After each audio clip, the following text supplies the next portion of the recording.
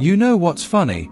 I've spent the last decade bouncing between Malaysia and Hong Kong for work, eating my way through Penang street food, hiking dragons back on weekends, and I genuinely thought I had Asia figured out.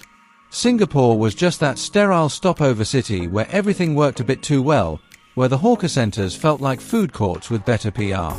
I'd done the Marina Bay thing, snapped my tourist photos at gardens by the bay, and honestly, I thought that was it. Clean, efficient, a little boring if I'm being real with you. But here's the thing nobody tells you until you actually live here, until you stop being a visitor and start being a resident. Singapore isn't what you think it is. Not even close.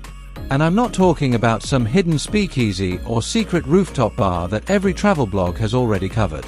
I'm talking about the stuff that makes you stop in the middle of Tanjong Pagar on a Tuesday afternoon and think, wait, how did I miss this for so long? If you're new here, join me as I explore the real side of Singapore every week. Comment where you're watching from. Do well to subscribe to Beyond Map so you don't miss the next part of the journey. Let me paint you a picture. In Kuala Lumpur, I knew exactly where to go for the best char kway teow, which Mamak's stall stayed open until 4 AM, how to navigate the controlled chaos of Petaling Street without getting ripped off. Hong Kong. I could tell you which MTR exit to take in Mong Kok to avoid the crowds, where locals actually eat in Central, why you should never trust a restaurant in Sim Sho Sui with English-only menus. I had systems. I had knowledge. Then I moved to Singapore and realized I knew absolutely nothing. Because Singapore doesn't reveal itself like that. It doesn't scream at you with neon signs and aggressive touts. It whispers, and you've got to lean in close to hear what it's actually saying. The first thing that got me was the hawker centre culture, and I know what you're thinking, everyone talks about hawker centres. But here's what's different. In Penang, you've got your legendary spots, your Gurney Drive, your Kimberley Street, places tourists flock to because the food really is that good. In Hong Kong, you've got your Cha Chan Tengs where locals have been going for 40 years because the milk tea hits different. But Singapore's hawker system? It's this entire parallel universe where Chicken Rice Uncle has been perfecting his poaching technique for 3 decades, operating out of a stall that's barely 2 meters wide, and his queue is entirely aunties and uncles from the neighborhood who've been coming since 1987. No Instagram presence. No English menu. Just a handwritten sign in Chinese and the kind of chicken rice that makes you understand why people get into fistfights over which stall is better. I found this out at Old Airport Road, not because some blog told me to go there, but because my neighbor casually mentioned it's where she goes every Sunday, has been for 20 years. And that's when it clicked. Malaysia surprises you with its diversity, how you can drive 2 hours and feel like you're in a completely different country. Hong Kong surprises you with its intensity, how a city can be that vertical, that fast, that unapologetically itself. But Singapore surprises you with its depth. You think you can see the whole city in a weekend, and technically you can hit all the main spots. But understanding Singapore, actually getting what makes this place tick, that takes months. Maybe years. Because it's not about the attractions. It's about the Kopitiam uncle who remembers your order, the way entire neighborhoods have their own ecosystems, how you can find a family-run provision shop that's been operating since the 70s sandwiched between a bubble tea chain and a co-working space. Here's something that blew my mind. In Hong Kong, I accepted that space was a luxury. Tiny apartments, coffin homes, people living in subdivided flats because that's just how it is in one of the most expensive cities on earth. Malaysia gave me space, sure, but it came with trade-offs, longer commutes, less infrastructure, that nagging feeling you're sacrificing convenience for square footage. Singapore sold me this dream of public housing, HDB flats, and I thought, okay, it's probably decent. Basic. Functional. Then I visited my colleague's place in Bishan, a 4-room flat, and I couldn't believe what I was seeing. Natural light pouring in from 3 sides. A view of actual greenery, not just one sad potted plant but trees, a park, a proper horizon line. A kitchen big enough to actually cook in. Storage space that didn't require Tetris level skills to utilize. And she's paying less than what I was paying for a showbox in WAN Chai. Less. For more space, more light, more life. How is nobody talking about this? The transport system is another thing.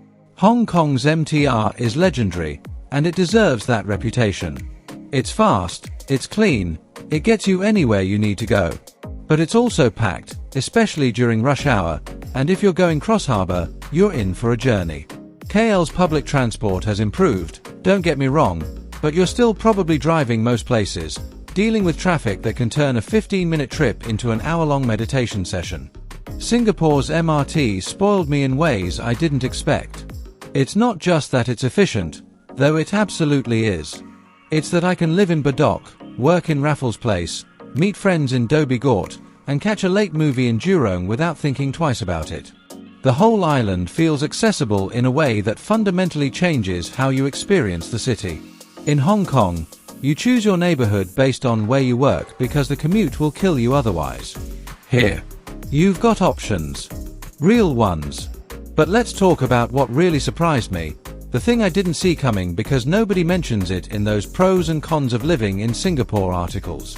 It's the safe, but not in the way you think. Yeah, I can walk around at 2 a.m. without looking over my shoulder, that's great.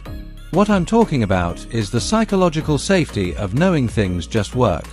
Your train comes when the app says it'll come. Your water is drinkable straight from the tap, no questions asked. If you report something to the authorities, they actually follow up. You order food delivery, it arrives in the time window they gave you, still hot, exactly what you ordered. In Malaysia, you build buffer time into everything because you never quite know. In Hong Kong, you're always braced for chaos, for delays, for the unexpected. Singapore removed that constant low-level anxiety I didn't even know I was carrying until it was gone. The food scene is where things get really interesting, and I know you're waiting for me to say it's better than Malaysia or Hong Kong. I'm not going to say that because it's not a competition anyone can win. What Singapore has is this insane concentration of quality. You want authentic Hainanese chicken rice? You've got 50 places within a 5-kilometre radius, each with their loyalists who'll defend their choice like it's a religion. Craving proper char kway teow? You've got options, real ones, not just one legendary spot you have to travel across the island for. Want Japanese, Korean, Italian, modern European, whatever? It's here, and it's probably better than you expect because the competition is that fierce. In KL, you might have one exceptional Japanese place and everyone knows about it. In Hong Kong, you're paying premium prices for that level of variety. Singapore gives you this middle path where excellence is almost mundane because it's everywhere. And the greenery, man, the greenery. Hong Kong has its country parks, absolutely, and they're stunning, but you've got to make a whole expedition to get there. Malaysia has nature in abundance, but it's often somewhere you drive to, a separate thing from city life. Singapore just casually has green spaces woven through the entire urban fabric like it's no big deal. I can finish work, hop on the MRT to Labrador Park, and be walking through actual forest within 30 minutes of leaving my office. Southern Ridges, Macritchie, Pulau Ubin if I want to feel like I've left the city entirely, it's all right there. The other day I was cycling from East Coast Park to Changi, something like 15 kilometers of uninterrupted park connector, and I kept thinking, how is this the same city where I just had a meeting in a skyscraper downtown? The expat versus local divide is something I'm still figuring out, not gonna lie. In Hong Kong, there's a clear separation, different worlds that occasionally overlap. In Malaysia, as a foreigner, you're always somewhat outside the local experience, even if people are incredibly welcoming. Singapore feels different, maybe because so many people here are first or second generation immigrants themselves, maybe because the identity of the place is still being actively shaped. I've had conversations in hawker centres that range from politics to property prices to the best laksa in the East, with people who've been here their whole lives and people who just got their PR last year, and there's this shared understanding that we're all figuring it out together. It's not perfect, there are definitely tensions and divides, but there's also this weird sense of collective investment in making it work. What really gets me is how Singapore makes the impossible seem routine. You're telling me this tiny island with no natural resources, surrounded by much larger neighbors, has built one of the most successful economies in the world? That it transformed from a fishing village to a financial hub in like 60 years? that it's maintained political stability, near-zero corruption, and a standard of living that rivals anywhere in the world? On paper, none of this should work. The odds were completely stacked against this place. And yet here we are, in a city where the trains run on time, the government actually seems to function, and you can get incredible food at 11 p.m. on a Wednesday for less than $15.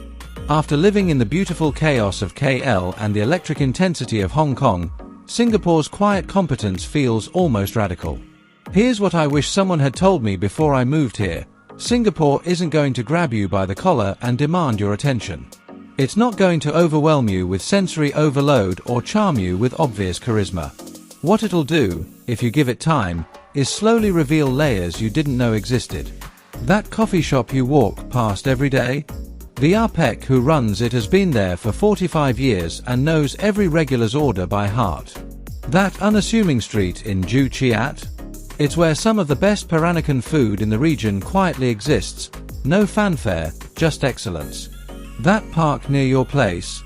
It's part of a green corridor system that connects half the island, designed with an attention to detail that most cities wouldn't bother with.